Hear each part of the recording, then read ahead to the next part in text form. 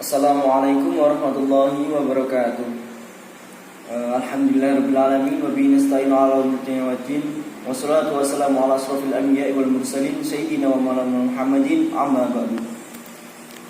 Yang terhormat kepada Bapak Asbab Mahasin selaku dosen pengampu dan juga teman-teman yang berbahagia. Di sini saya dari kelompok 2 akan membacakan atau mempresentasikan makalah dengan judul Sejarah Perkembangan Fikih dan Usul Fikih. Untuk pembahasan poin pertama, sejarah perkembangan fikih dan usul fikih. Fikih muncul dari suatu yang sudah ada sebelumnya, kemudian berangsur-angsur mengalami fase kehidupan, yaitu fase lahir, fase puncak, fase kejayaan, hingga fase stagnasi atau fase kemunduran. Fikih yang kita kenal sekarang ini tidak sekali tumbuh dengan sempurna, namun melewati fase yang beragam hingga mencapai titik kesempurnaannya. Dan Rasulullah SAW tidaklah wafat sampai dasar-dasar penting fikih telah menjadi sempurna sehingga menjadi rujukan orang setelahnya. Wafatnya Rasulullah berarti menandakan era terbentuknya asas dan dasar-dasar syariat, sehingga ulama dan fuqaha era belakangan tinggal merujuk pada dasar yang sempurna tadi, disertai pencarian petunjuk dari Al-Quran dan Hadis, kemudian menjabarkannya dan menerapkannya sesuai dengan kondisi, masa, tempat, dan kemaslahatan umum saat ini. Pertama, fikih pada saat Nabi. Suatu hal yang terjadi adalah bahwa Nabi telah berbuat sehubungan dengan turunnya ayat-ayat Al-Quran yang mengandung hukum atau ayat-ayat hukum. Tidak semua ayat-ayat hukum itu memberikan penjelasan yang mudah dipahami untuk kemudian dilaksanakan secara praktis sesuai dengan kehendak Allah.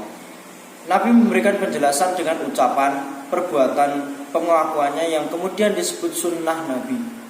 Apakah hukum-hukum yang bersifat amaliyah dihasilkan oleh Nabi yang bersumber kepada Al-Quran itu dapat disebut fikih? Penjelasan Nabi yang berbentuk sunnah itu merupakan hasil penalaran atas ayat-ayat hukum.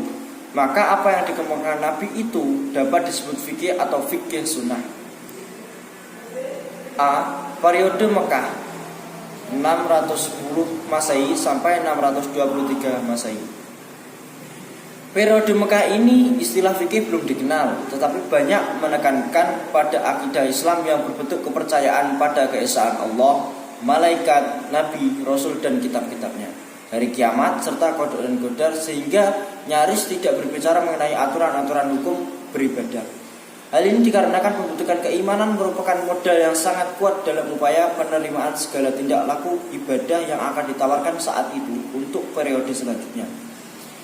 Pada masa ini Nabi Muhammad mengonfirmasikan dirinya sebagai utusan Allah, sedangkan aturan-aturan akhlak belum dijadikan institusi keagamaan.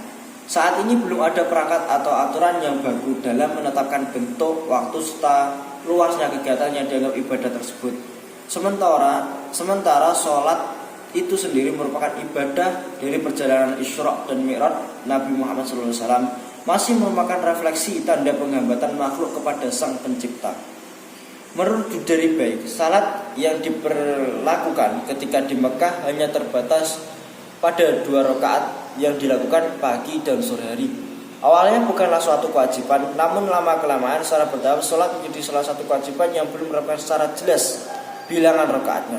Kemudian Rasulullah menetapkan waktu, tata cara salat, dan bilangannya sebelum melakukan hijrah. B. Periode Madinah. Pada tahun 623 Masehi sampai 12 Rabiul Awal 11 Hijriah atau 8 Juni 623 Masehi. Periode ini ditandai dengan adanya pengaturan hidup sebagai hamba atau anggota masyarakat. Hukum yang dipakai berdasarkan wahyu dan ditafsirkan secara ketat oleh Rasulullah dengan bimbingan dan arahan dari Allah. Dan ayat Al-Ahkam lah yang menjadi dasar hukum yang dipakai untuk mengatur masyarakat Islam. Maksud dari ayat Al-Ahkam ini adalah ayat yang mengandung tentang hukum, ibadah, maupun tentang hidup kemasyarakatan. Menurut Abdul Al-Wahhab Khalaf, Jumlah ayat Al-Ahkam hanya 5,8% dari seluruh ayat Al-Quran. Sebagian besar ayat-ayat yang dapat diinti syarikan hukumnya adalah Madaniyah. Sedangkan ayat-ayat Makkiyah hanya menerangkan hukum-hukum yang melihara akidah seperti haramnya sembelihan-sembelihan yang tidak mengatasnamakan Allah di dalamnya. Menurut Ignas Balzihir, ciri khas dari periode Madinah dapat dilihat dari sisi yang pertama, kemunculan hadis-hadis yang menguatkan kebenaran Al-Quran sebagai wahyu dari Allah. Dua, Islam menjadi sebuah institusi yang berorganisasikan perjuangan umat sebagai dasar pengembangan agama selanjutnya. Ketiga, keberadaan Rasulullah meluruskan kembali kitab suci terdahulu yang telah dicemari atau diselewengkan oleh umat-umatnya sendiri. Yang keempat, pembentukan persaudaraan keimanan Islam dengan mengatur hukum sipil dan hukum agama, hal kehidupan secara praktis, urusan kepribadian, rumah tangga, dan kemasyarakatan berdasarkan wahyu. Di sini saya akan membahas mengenai poin kedua, yaitu pada masa Khulafaur Rasyidin. Nah, pada masa ini adalah masa ketika Rasulullah sudah wafat, sehingga kepemimpinan Madinah itu dipimpin oleh 4 khalifah secara bertahap. Yang pertama ada Abu Bakar, yang kedua ada Umar bin Khattab, yang ketiga ada Utsman bin Affan, dan yang terakhir adalah Ali bin Abi Thalib. Nah, di masa inilah itu banyak sekali muncul persoalan-persoalan yang sulit dipecahkan oleh para sahabat, dikarenakan Nabi sudah wafat dan ibaratnya acuan mereka itu sudah tidak ada, sehingga mereka harus mencari-cari sendiri atau bermusyawarah mengenai hukum-hukum dari persoalan-persoalan yang dialami masyarakat. Nah, di kondisi seperti inilah muncul mujtahid di kalangan sahabat. Ada yang menyelesaikannya hukum secara sendiri dan ada pula yang dimusyawarahkan. Nah, sehingga sebagian sahabat yang menerima hadis dari Nabi itu sebagai istinbat hukumnya, dan sedangkan yang tidak menerima hadis dari Nabi itu bertanya kepada sahabat-sahabat yang mungkin ilmunya lebih banyak dari mereka, sehingga itu mereka musyawarahkan untuk menemukan jalan keluarnya dari persoalan tersebut. Kemudian dari poin ketiga itu ada zaman abad 1 Hijriah.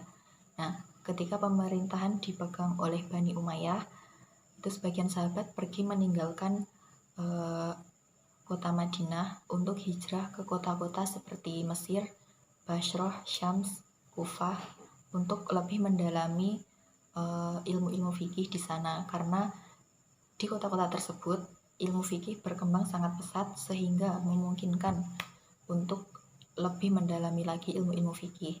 Nah, dari hal itu banyak sekali lahir tabi'in yang handal, pintar, cerdas dari hasil mereka belajar di kota-kota itu.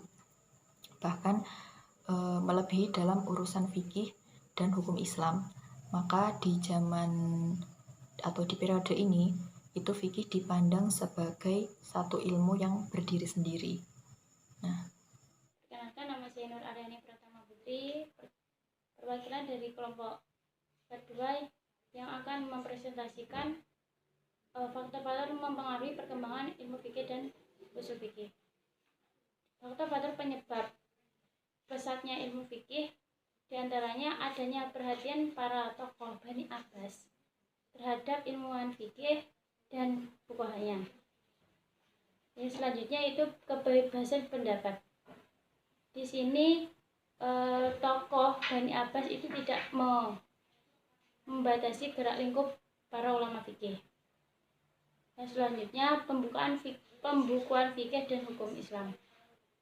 Yang faktor kedua yaitu mempengaruhi perkembangan usul fikih dapat dilihat atau sumber rujukan di buku hukum Islam Perkembangan Usul Fikih Zulkifli halaman 32. Di sini dalil-dalil hukum yang sudut bagaimana ia ditetapkan yaitu adalah Al-Quran. Al-Quran adalah sumber rujukan. Yaitu yang terakhir, bab ketiga adalah kesimpulan. Poin A, sejarah perkembangan fikih dan usul fikih. Ini dibagi menjadi 4 periode. Yang pertama, fikih pada zaman Nabi dibagi menjadi 2, periode Madinah dan Mekah. Periode kedua yaitu zamannya Khalifah Khulafaur Rasyidin. Yang ketiga yaitu zamannya pada abad ke-1 sampai abad ke-7 Hijriah. Yang keempat yaitu masa kelesuan pemikiran, perkembangan dan pembukuan. Yang poin B yaitu faktor penyebab berkembangnya fikih, ilmu fikih dan usul fikih. Dibagi menjadi 6 periode atau 6 faktornya. Yang pertama, adanya perhatian para khalifah Bani Abbas terhadap ilmu fikih dan usul fikih. Yang kedua adalah kesimpulan. Dapat disimpulkan dari makalah ini ada 2 poin, yaitu poin A yang membahas sejarah perkembangan fikih dan usul fikih. Di sini dibagi menjadi 4 periode. Fikih pada masa Nabi Muhammad. Nah, fikih pada masa Nabi Muhammad ini dibagi menjadi 2 periode, Mekah dan Madinah. Yang kedua yaitu zamannya Khulafaur Rasyidin. Yang ketiga zamannya abad ke-1 sampai abad ke-7 Hijriah. Yang terakhir yaitu masa kelesuan pemikiran, perkembangan dan pembukuan Islam. Yang poin kedua yaitu poin B, faktor penyebab perkembangan ilmu fikih dan usul fikih. Itu menjadi 6. Dibagi menjadi 6, yaitu adanya perhatian para khalifah Bani Abbas terhadap ilmu fikih. Yang kedua, kebebasan berpendapat. Yang ketiga, banyaknya fathah dalam periode ini. Yang keempat, kodifikasi ilmu. Yang kelima, tersebarnya perdebatan dan tukar pikiran di antara fuqaha. Yang terakhir, pembukaan fikih atau hukum Islam. Cukup sekian, apabila ada kesalahan dimaafkan. Wassalamualaikum warahmatullahi wabarakatuh.